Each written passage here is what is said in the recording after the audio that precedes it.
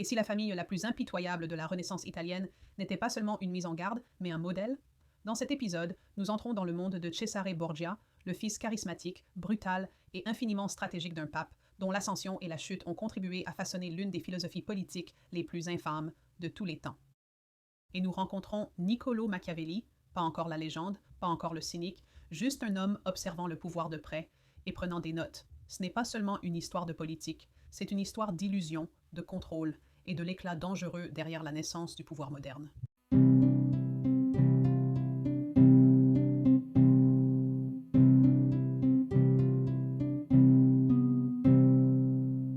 Bienvenue à Gateway Books par Crestance, où la fiction historique n'est jamais juste une histoire et où le passé n'est jamais tout à fait passé.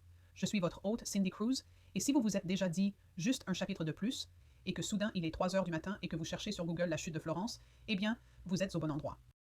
Ceci est un podcast pour les curieux de l'histoire, les obsédés de la fiction et les amoureux des livres. Dans chaque épisode, nous associons un puissant livre de fiction historique avec la véritable histoire qui l'accompagne, et parfois la dévoile complètement. L'épisode d'aujourd'hui est sponsorisé par Crestance, où les lecteurs peuvent trouver des vêtements, des décorations pour la maison et des accessoires inspirés par les livres qui nous tiennent éveillés la nuit. Explorez davantage sur crestance.com. Alors, où allons-nous dans cet épisode? Nous commencerons avec La famille de Mario Puzo, un roman qui nous plonge dans l'univers de Cesare Borgia et d'un jeune Niccolò Machiavelli. Ensuite, nous plongerons dans Le Prince, le guide incisif et troublant de Machiavelli sur le pouvoir, écrit après avoir observé de près les Borgia. Et enfin, nous examinerons Machiavelli, sur la politique et le pouvoir, de John Lee Anderson, une biographie qui nous aide à distinguer l'homme du mythe et à comprendre comment son nom est devenu un adjectif. C'est un voyage à travers l'ambition, l'illusion et les racines de l'art de gouverner moderne. Allons-y. Non seulement un pape, mais un stratège, un homme qui n'a pas simplement hérité du pouvoir. Il l'a fabriqué, l'a joué comme une partie d'échecs, et s'est couronné roi de l'échiquier. Lorsque Rodrigo est devenu le pape Alexandre VI en 1492, la papauté n'était pas tant une vocation divine qu'un prix politique. Le Vatican n'était pas seulement un centre religieux, c'était une machine de richesse, de guerre et d'influence, et Rodrigo ne prétendait pas le contraire. Il exerçait le pouvoir comme un joueur de cartes chevronné, près de la poitrine, pleinement conscient des enjeux.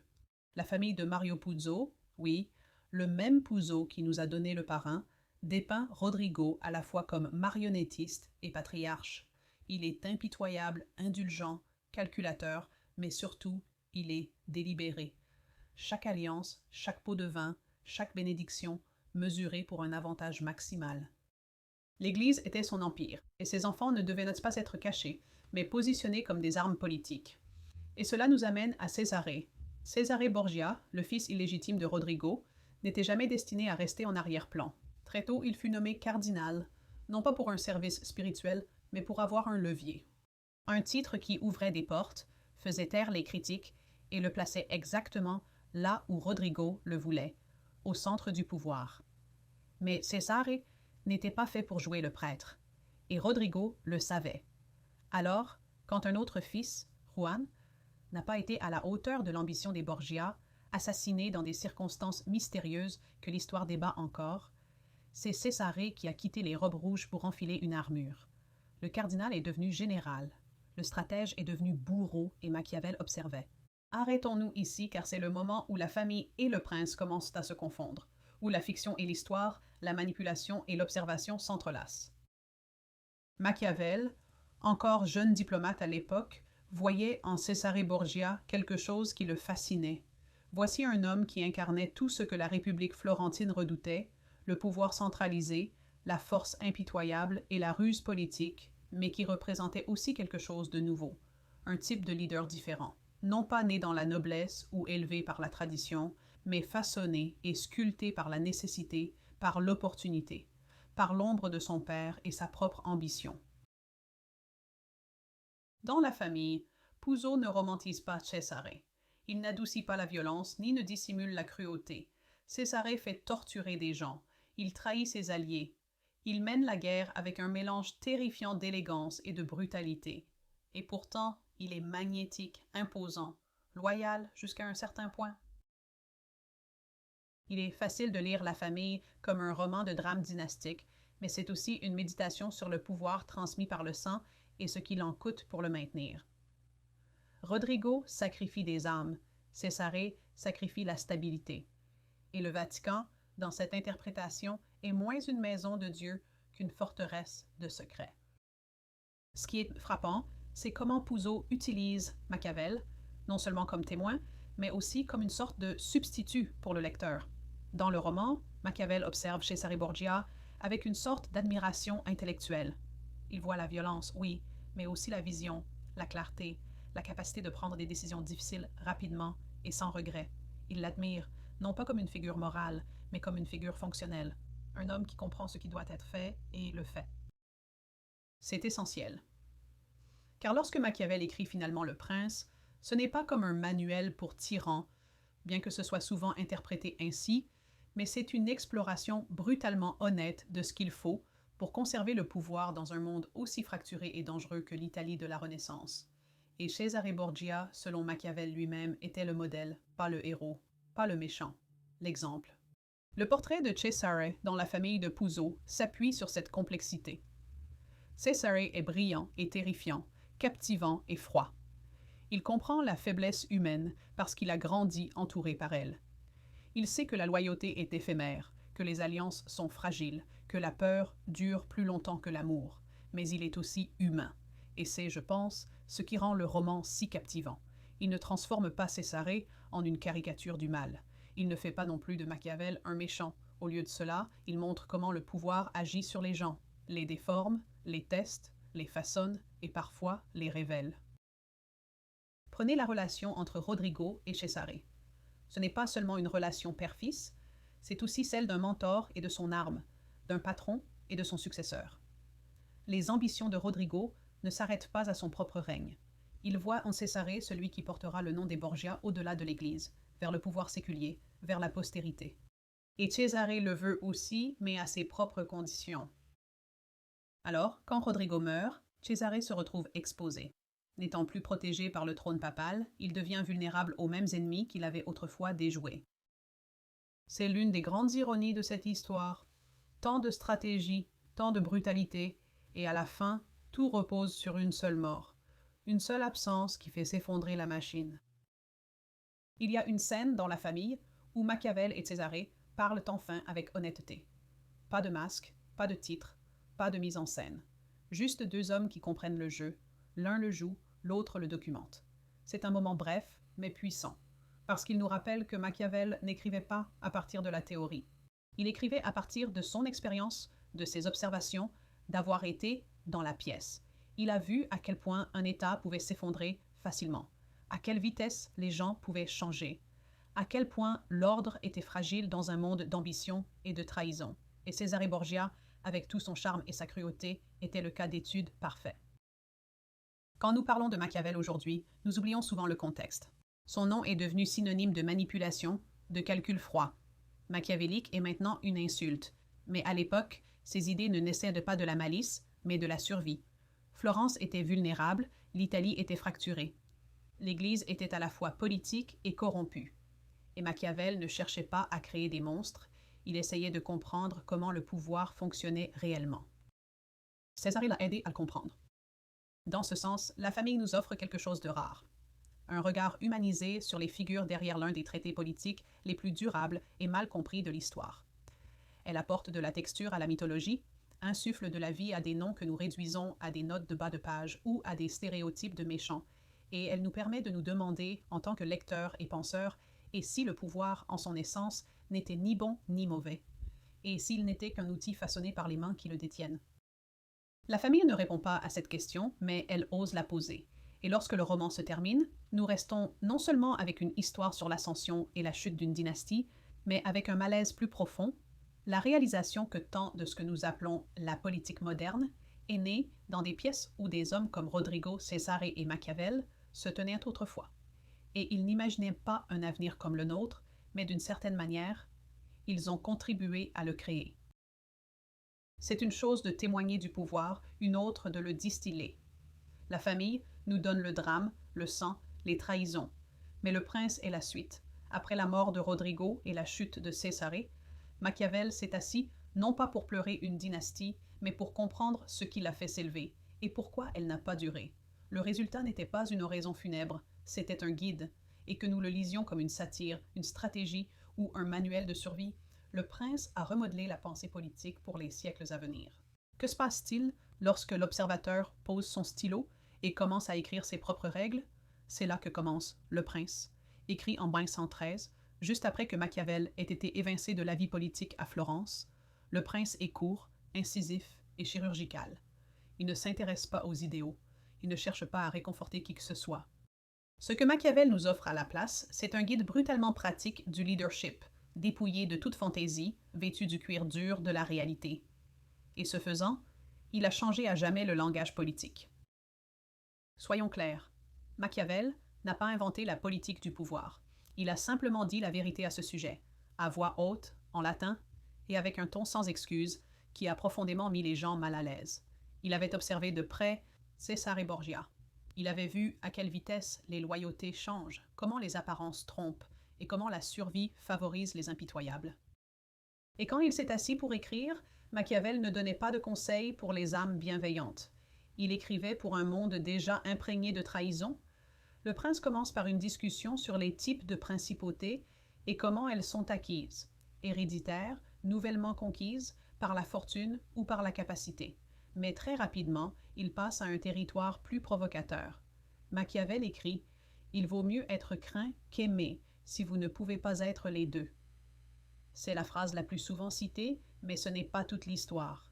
Machiavel ne prônait pas la cruauté pour la cruauté. Il soutenait que les dirigeants doivent comprendre comment les gens se comportent réellement et non comment ils aimeraient que les gens se comportent. L'amour, dit-il, est fragile, il dépend de la bonne volonté des autres, mais la peur perdure, la peur peut être gérée.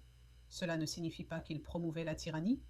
En fait, une grande partie du prince concerne l'équilibre. Être craint, mais pas haï. Être flexible, mais pas faible. Tenir ses promesses, mais seulement si c'est sûr de le faire. Ce n'est pas moral, c'est stratégique. Et c'est là que les choses deviennent inconfortables, car Machiavel ne prétend pas que la politique concerne la vertu. Il ne l'habille pas d'idées nobles. Il le réduit à la mécanique. Qui a le pouvoir? Comment le garde-t-il? Comment le perde-t-il? Il utilise des exemples, certains anciens, d'autres récents. Et oui, il mentionne Cesare Borgia, le qualifiant de leader qui a fait tout ce qu'un homme prudent ferait. Il loue la détermination de Cesare, sa capacité à éliminer rapidement ses ennemis et sa compréhension des apparences. Quand Cesare voulait paraître miséricordieux, il ne se contentait pas de faire un discours. Il a organisé une exécution publique de son exécuteur le plus cruel, laissant les gens penser que justice avait été rendue. Était-ce manipulateur? Absolument. Mais aux yeux de Machiavel, cela a fonctionné. Et c'était le but. L'une des idées les plus importantes et mal comprises dans Le Prince est la vertu. En italien moderne, cela ressemble à vertu, mais dans l'usage de Machiavel, cela ne signifie pas la bonté. Cela signifie compétence, audace, la force de caractère qui plie la fortune à sa volonté. Un bon leader, selon Machiavel, n'est pas quelqu'un qui attend le bon moment. C'est quelqu'un qui crée le bon moment. La fortune, à ses yeux, n'est pas un cadeau. C'est une tempête, imprévisible, violente et indifférente à la vertu. On ne peut pas raisonner avec elle. Vous ne pouvez que vous préparer à l'impact ou apprendre à surfer sur la vague et à la diriger là où vous devez aller. Machiavel ne croyait pas en la chance. Il croyait en la préparation, en l'audace, en des leaders qui n'attendent pas l'opportunité. Ils construisent une porte, la défoncent et passent avant qu'elle ne se referme. C'est là que le prince devient plus qu'un simple manuel. Il devient un miroir. Machiavel n'a pas écrit ce livre dans un vide. Il l'a écrit en exil. Désespéré de revenir dans la vie politique, espérant que la famille Médicis, qui venait de reprendre le pouvoir à Florence, remarquerait son génie et l'inviterait à revenir dans leur rang. Le prince était essentiellement une candidature et une candidature risquée. Imaginez proposer un livre à vos ennemis expliquant comment ils pourraient gouverner plus efficacement et s'attendre à ce qu'ils vous en remercient. C'était Machiavel. Mais les Médicis ne l'ont pas récompensé. Ils l'ont ignoré. Le livre a circulé discrètement, lu par des politiciens et des érudits, mais n'a été officiellement publié qu'après la mort de Machiavel. Et lorsqu'il a finalement été rendu public, il a scandalisé presque tout le monde. L'Église catholique l'a interdit, les moralistes l'ont condamné, les dirigeants politiques le redoutaient car il disait tout haut ce qui se murmurait tout bas. Il admettait que la politique n'est pas un test de pureté. que les meilleurs dirigeants sont souvent les plus pragmatiques, que la survie nécessite parfois la trahison. Et pourtant, il y a une étrange clarté dans le prince. Malgré tout son cynisme, il y a quelque chose de rafraîchissant dans son honnêteté. Machiavel ne nous dit jamais d'être cruel sans raison. Il ne dit jamais que mentir est bien. Ce qu'il dit, c'est qu'un leader doit être prêt à faire des choses désagréables quand c'est nécessaire, que la moralité est importante, mais que la survie est urgente, et prétendre le contraire ne vous rend pas bon, cela vous rend vulnérable. C'est un message difficile, surtout dans un monde qui veut que ses héros soient purs et ses méchants évidents. Mais Machiavel ne croyait pas en ces catégories. Il croyait aux résultats, aux conséquences, à l'action. Il écrit « Un homme qui veut faire profession de bonté en tout est voué à la ruine parmi tant de gens qui ne sont pas bons. » C'est une phrase brutale, mais elle est aussi profondément pratique. Alors, comment lisons-nous Le Prince aujourd'hui? Certains y voient une satire, un avertissement codé sur les tyrans. D'autres y voient le réalisme politique à l'état brut. D'autres encore le rejettent comme dépassé, une relique d'un passé violent. Mais la vérité est que le prince ne nous a jamais vraiment quittés, son influence est partout, dans les stratégies de campagne, dans la politique étrangère, dans les manœuvres d'entreprise. La langue a peut-être changé, mais les questions fondamentales demeurent. Comment les dirigeants acquièrent-ils le pouvoir? Comment le conservent-ils? Et que sont-ils prêts à sacrifier en chemin? Lorsqu'il est associé à la famille, le prince semble être une étape naturelle, non pas un récit fictif, mais une dissection. Nous passons de l'observation de Cesare Borgia exerçant le pouvoir à la lecture de Machiavel l'analysant. C'est un étrange mariage, la fiction et la théorie, le sang et l'encre. Mais ensemble, ils racontent une histoire à la fois intemporelle et profondément humaine. Car au cœur du prince, il n'y a pas de cruauté, il y a de l'anxiété. Une peur de l'instabilité, une peur de la faiblesse, et le désir ardent de comprendre comment diriger dans un monde où la moralité est souvent la première victime du pouvoir. À la fin du livre, Machiavel n'offre pas de réponse facile. Il ne promet pas la justice. Il propose simplement un moyen de survivre avec votre état intact, vos ennemis neutralisés et votre pouvoir sécurisé. Ce n'est pas idéaliste. Ce n'est pas réconfortant, mais c'est honnête. Et c'est peut-être cela qui a permis au prince de survivre pendant plus de 500 ans. Non pas sa cruauté, mais son refus de mentir sur le coup du leadership. Après avoir lu Le Prince, il est facile d'imaginer Machiavel comme froid, calculateur et peut-être même dangereux. Un intrigant politique en robe tachée d'encre, griffonnant des plans de manipulation depuis quelques sombres études florentines. Mais cette image, ce n'est qu'une partie de l'histoire. Dans Machiavelli, On Politics and Power, John Lee Anderson nous offre une vision plus complète. L'homme derrière le mythe, le penseur derrière la réputation. Et ce qui en ressort n'est pas un monstre, mais un paradoxe. Un patriote qui aimait sa ville, un écrivain façonné par l'exil, et un homme dont l'œuvre la plus conventionnelle est née d'un échec personnel profond. Niccolo Machiavelli n'est pas né dans la richesse ou la noblesse. Il est né à Florence en 1469, dans une famille modeste mais instruite. Il est entré dans la fonction publique, non par privilège, mais par compétence. À la trentaine, il était une figure clé de la République florentine, s'occupant de la diplomatie, négociant avec les princes et, encore plus périlleux, essayant de garder Florence hors des griffes de la France, de l'Espagne et des États pontificaux toujours ambitieux. Il a rencontré des rois, il a rencontré des généraux, il a rencontré Cesare Borgia, mais ensuite, tout s'est effondré. Lorsque la famille Médicis a repris le pouvoir en 1512, Machiavel a été arrêté, torturé et exilé. Il a perdu son emploi, sa ville et, pendant un certain temps, sa voix en politique. C'est alors qu'il a écrit Le Prince, non pas comme une déclaration triomphante, mais comme une tentative désespérée de retrouver sa pertinence. John Lee Anderson ne passe rien sous silence. Il nous montre un Machiavel à la fois brillant et amer, pas un conseiller avide de pouvoir, mais un observateur marginalisé essayant de comprendre pourquoi le pouvoir fonctionne comme il le fait, et pourquoi, malgré sa loyauté et son expérience, il l'avait perdu.